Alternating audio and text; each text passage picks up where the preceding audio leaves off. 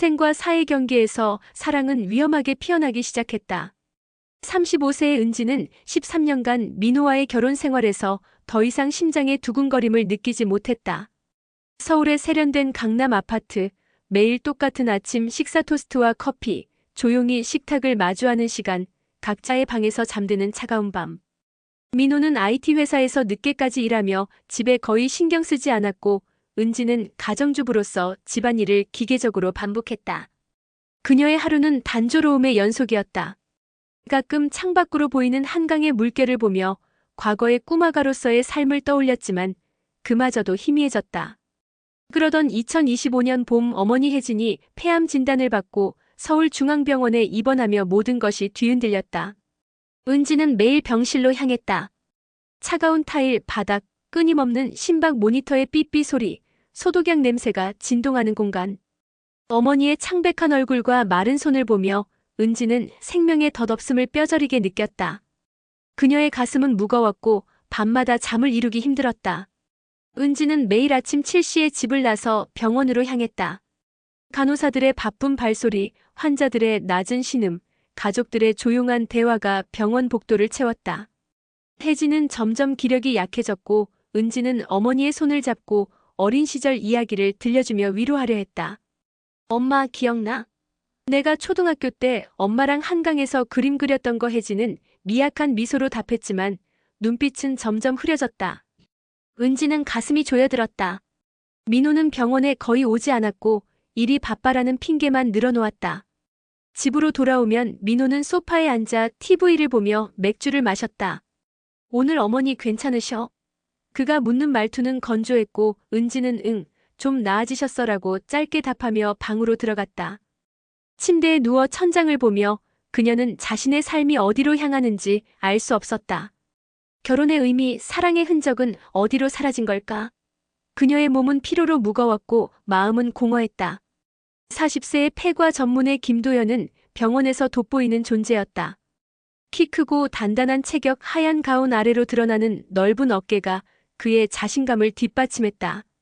그는 혜진의 주치의로 차분한 목소리와 정확한 손놀림으로 환자와 가족을 안심시켰다. 폐 기능이 약해지고 있지만 치료 계획을 잘 따르시면 희망이 있습니다. 그의 말은 희망을 주었고 은지는 그의 침착함에 끌렸다. 어느 날 저녁 간호사들이 교대를 마친 늦은 시간, 도연은 병실 밖 복도에서 은지에게 다가왔다. 커피 한 잔 드릴까요? 많이 피곤해 보이세요. 그는 작은 종이컵을 내밀었다. 손이 스치는 순간 따뜻한 전율이 은지의 팔을 타고 올라왔다. 그녀의 심장이 빨라졌고 목덜미에 열기가 퍼졌다. 도연의 깊은 눈빛은 그녀를 파고들었다. 고맙습니다. 의사 선생님. 은지는 목소리가 떨려 말을 잇기 힘들었다. 그의 손은 잠시 그녀의 손목 근처에 머물렀고 그 짧은 접촉은 억눌린 무언가를 깨웠다. 집에서 느끼지 못한 감정 욕망, 설렘이 그녀의 몸을 휩쓸었다. 도연은 미소를 지으며 힘내세요, 은지 씨라고 말했고 그녀의 이름이 그의 입에서 나오는 소리는 이상하리만치 강렬했다. 그날 밤 은지는 잠을 이루지 못했다. 도연의 눈빛, 그의 낮은 목소리, 손의 따뜻함이 머릿속을 맴돌았다. 민호는 옆에서 코를 골며 잠들었고 그녀는 이불을 끌어안고 몸을 웅크렸다. 다음 날 병원에서 도연은 또다시 그녀를 찾았다. 혜진님 상태, 오늘 좀 안정적이네요. 그래도 밤엔 챙겨보는 게 좋겠습니다. 그는 전문적이면서도 부드러운 말투로 대화했다. 은지는 그의 가운 아래로 드러나는 단단한 팔뚝, 손목의 힘줄을 보았고 이상한 열기가 가슴에서 허벅지로 퍼졌다. 감사해요. 정말. 그녀는 고개를 숙이며 말을 흐렸다. 도연은 한 걸음 가까이 다가서며 은지 씨, 너무 무리하지 마세요라고 속삭였다. 그 순간 병원의 차가운 공기 속에서 그녀는 살아있음을 느꼈다. 죄책감이 스쳤지만 억눌린 욕망은 더 강하게 그녀를 붙잡았다. 몇 주가 지나며 눈빛과 짧은 대화는 점점 깊어졌다. 도연은 은지에게 전화번호를 건넸고 늦은 밤 문자로 괜찮아요? 라며 안부를 물었다. 은지는 망설였지만 네, 고마워요라고 답했다. 어느 날 혜진이 잠든 밤 10시, 도연은 잠시 나와요라며 그녀를 병원 지하 주차장으로 불렀다. 어두운 주차장, 그의 검은 세단 안에서 도연은 은지를 바라보았다. 은지 씨, 나도 모르게 자꾸 당신 생각이 나요. 그의 목소리는 떨렸고 그는 그녀를 끌어당겼다. 그의 강한 손이 그녀의 허리를 감싸며 블라우스를 천천히 벗겼다. 은지의 부드러운 피부가 그의 거친 손끝에 닿자 몸이 떨렸다. 도연의 입술이 그녀의 목선을 따라 내려갔고 뜨거운 숨결이 그녀의 귀를 스쳤다. 이러면 안 되는데 은지가 속삭였지만 그녀의 손은 이미 그의 가운을 벗기며 그의 단단한 가슴을 만졌다. 그의 손이 그녀의 허벅지를 어루만지며 스커트를 걷자 그녀는 숨을 헐떡였다. 차 안은 그들의 열기로 가득 찼고 병원이라는 생사와 긴장의 공간에서 금지된 사랑이 피어났다. 은지는 그 밤 이후 혼란에 빠졌다. 도현과의 만남은 짜릿했지만 집으로 돌아오면 민호의 무심한 눈빛이 그녀를 기다렸다. 늦게 오네. 병원에서 무슨 일 있었어? 민호의 질문에 그녀는 엄마 상태 체크하느라라고 둘러댔다. 죄책감이 그녀를 짓눌렀다.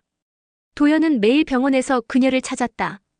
복도에서 엘리베이터에서 짧은 순간마다 그의 손이 그녀의 팔을 스치거나 허리를 가볍게 만졌다. 그녀의 몸은 그때마다 반응했고 심장은 통제할 수 없이 뛰었다. 어느 날 도현은 그녀를 응급실 뒤 좁은 사무실로 데려갔다. 문을 잠그고 그는 그녀를 책상에 앉혔다. 은지, 널 갖고 싶어. 그의 목소리는 낮고 거칠었다.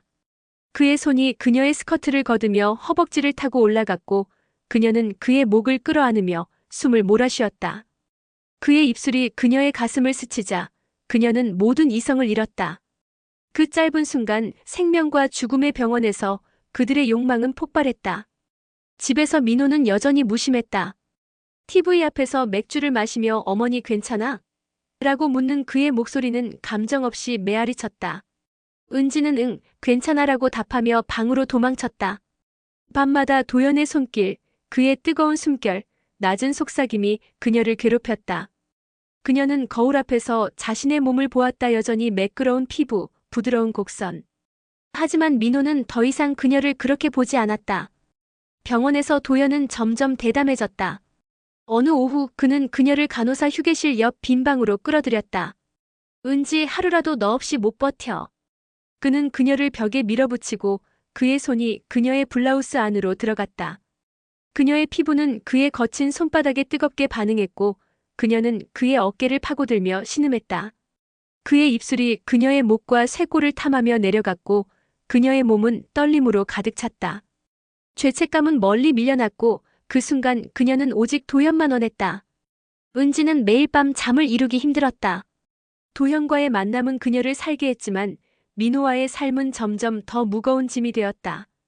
그녀는 어머니를 돌보며 시간을 보냈고 혜진은 가끔 은지야, 너 괜찮니? 얼굴이 안 좋아라고 걱정했다. 은지는 미소를 지으며 괜찮아요, 엄마라고 답했지만 속으로는 갈등이 소용돌이쳤다.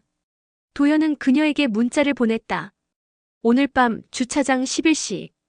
그녀는 망설였지만 결국 검은 원피스를 입고 몰래 집을 나섰다. 차 안에서 도현은 그녀를 기다렸다. 그는 문을 열고 그녀를 안으로 끌어들였다. 그의 손이 그녀의 원피스를 벗기며 허벅지와 엉덩이를 감쌌다.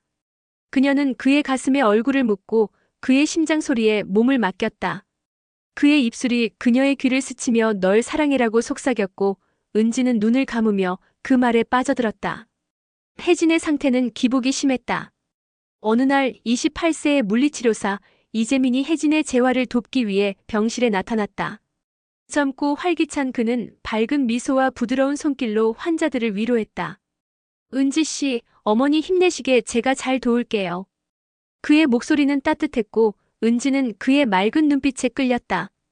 재민은 매일 혜진을 도우며 은지와 대화를 나눴다. 힘드시죠? 저도 어머니 아프실 때 많이 힘들었어요. 그의 공감은 은지의 마음을 열었다. 어느 오후 재활실 옆 복도에서 재민은 그녀를 멈춰 세웠다. 은지 씨, 잠시만. 그는 그녀를 벽으로 살짝 밀며 키스했다.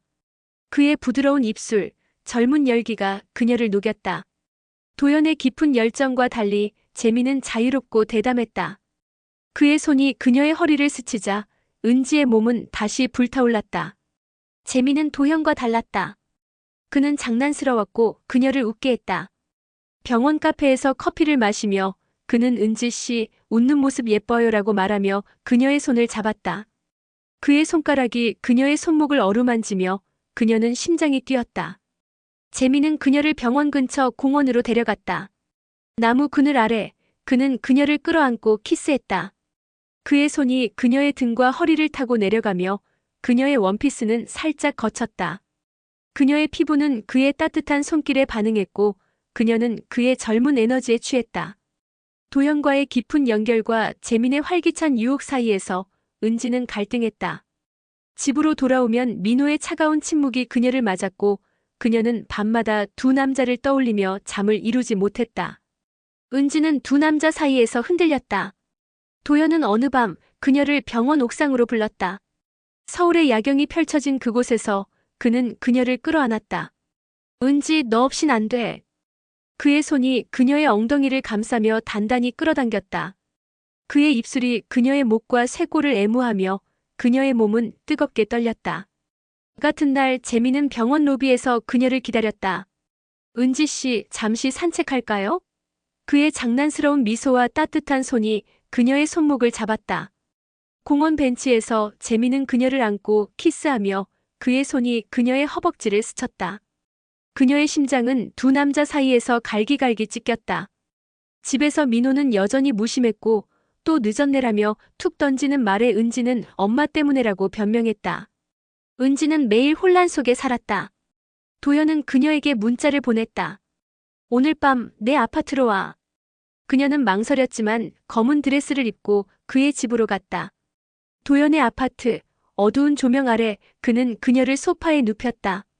그의 손이 그녀의 드레스를 벗기며 그녀의 매끄러운 피부를 탐했다. 그의 입술이 그녀의 가슴과 배를 스치자 그녀는 신음하며 그를 끌어안았다. 같은 주 재민은 그녀를 병원 근처 카페로 불렀다. 은지 씨, 너무나도 끌려요. 그는 테이블 아래서 그녀의 다리를 스치며 그녀를 좁은 골목으로 데려갔다. 거기서 그는 그녀를 벽에 밀어붙이고 키스하며 그녀의 허리를 감쌌다. 그녀의 몸은 두 남자의 손길에 번갈아 불탔고 죄책감은 점점 멀어졌다. 혜진의 상태는 불안정했고 38세의 간호사 박승우가 그녀를 자주 돌봤다. 조용하고 신뢰감 있는 그는 단단한 팔과 따뜻한 눈빛으로 은지를 위로했다. 은지 씨, 힘드실 텐데 제가 도울게요. 그의 부드러운 말투는 그녀의 마음을 녹였다. 어느 밤 혜진이 잠든 병실 옆 창고에서 승우는 은지에게 다가갔다. 널 매일 보고 싶었어. 그는 그녀를 안고 그의 손이 그녀의 등을 타고 내려갔다. 드레스가 살짝 거치며 매끄러운 허벅지가 드러났고 그의 숨결이 그녀의 귀를 뜨겁게 스쳤다. 은지는 그의 가슴에 기대어 그의 단단한 몸에 손을 얹었다. 그의 입술이 그녀의 목을 탐하며 그녀는 욕망에 빠졌다. 승우는 도연이나 재민과 달랐다. 그는 조용히 그녀를 위로했고 병실 근처에서 짧은 대화를 나누며 그녀의 손을 가볍게 잡았다. 은지 씨, 괜찮아요? 그의 걱정은 진심이었고 은지는 그의 따뜻함에 끌렸다. 어느 날 승우는 그녀를 병원 뒷계단으로 데려갔다. 거기서 그는 그녀를 벽에 기대게 하고 키스하며 그녀의 허리를 감쌌다. 그의 손이 그녀의 엉덩이를 어루만지며 그녀의 몸은 다시 떨렸다. 도연의 깊은 열정, 재민의 젊은 에너지, 승우의 조용한 위로세 남자는 각기 다른 방식으로 그녀를 사로잡았다. 은지는 밤마다 세 사람을 떠올리며 자신의 욕망과 결혼의 무게 사이에서 갈등했다. 민호는 은지의 잦은 외출, 멍한 표정, 늦은 귀가를 의심하기 시작했다. 어느 밤 그녀의 가방에서 도연과의 문자를 발견했다. 은지, 널 사랑해. 내일 밤 만나. 민호는 분노로 부들부들 떨었다.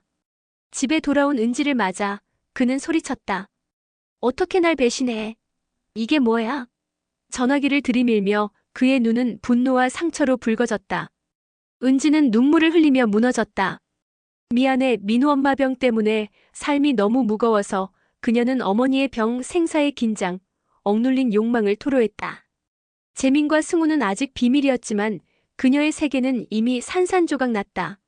민호는 방을 나가 문을 쾅 닫았고 은지는 바닥에 주저앉아 울었다. 다음 날 도연은 병원에서 그녀를 찾았다. 무슨 일 있어? 얼굴이 안 좋아. 그녀는 고개를 저으며 괜찮아요라고 거짓말했다. 승우도 복도에서 그녀를 보며 은지 씨 힘들죠? 얘기해요라고 다가왔지만 그녀는 도망치듯 병실로 들어갔다. 재미는 카페에서 그녀를 기다리며 문자를 보냈다. 은지 씨 어디야? 보고 싶어. 그녀는 새 남자와 민호 사이에서 갈기갈기 찢겼다. 죄책감은 그녀를 짓눌렀고 욕망은 여전히 그녀를 끌었다. 혜진의 상태는 기적적으로 호전되었다. 퇴원을 앞두고 그녀는 은지의 손을 잡았다. 은지야, 삶은 짧아. 내 행복이 중요해. 나 때문에 너무 희생하지 마. 그 말은 은지의 가슴을 찔렀다. 그녀는 병원 창밖 서울의 하늘을 보며 생명과 죽음의 경계에서 자신의 삶을 돌아보았다. 도연의 깊은 열정은 그녀를 불태웠고 재민의 젊은 활기는 그녀를 살렸으며 승우의 조용한 위로는 그녀를 안정시켰다. 하지만 민호와의 결혼은 그녀를 묶었다. 그녀는 거울 앞에서 자신의 눈을 보았다. 내가 원하는 건 뭐야? 욕망, 사랑, 자유. 그녀는 스스로를 위해 선택해야 함을 깨달았다. 은지는 밤새 고민했다. 도연은 그녀에게 나와 함께 떠나 은지라며 아파트로 불렀다. 그의 품에서 그의 손이 그녀의 몸을 탐하며 그녀는 잠시 모든 것을 잊었다. 재미는 공원에서 은지 씨, 너랑 있고 싶어라며 그녀를 안았다. 승우는 병실 옆에서 널 지키고 싶어라며 그녀의 손을 잡았다. 하지만 은지는 세 사람 모두가 그녀의 전부가 될 수 없음을 알았다. 민호는 집에서 조용히 우리 다시 시작할까? 라고 물었고 그녀는 눈물을 흘리며 고개를 저었다. 은지는 모든 것을 내려놓기로 했다. 도연에게 미안해요, 더는 못해요라며 작별을 고했고 재민에게도 고마웠지만 끝이야 라고 말했다. 승우에게는 날 위로해줘서 고마워라며 손을 놓았다. 민호와도 결혼을 끝냈다. 미안해, 민호. 나를 찾아야 해. 그녀는 눈물을 닦고 작은 가방을 들고 제주로 떠났다. 바닷가에 서서 파도 소리가 그녀를 맞았다. 바람이 그녀의 머리를 스치고 드레스가 가볍게 펄럭였다. 생과 사랑과 욕망의 소용돌이 속에서 은지는 처음으로 자유를 느꼈다. 그녀는 스스로의 길을 걷기 시작했다.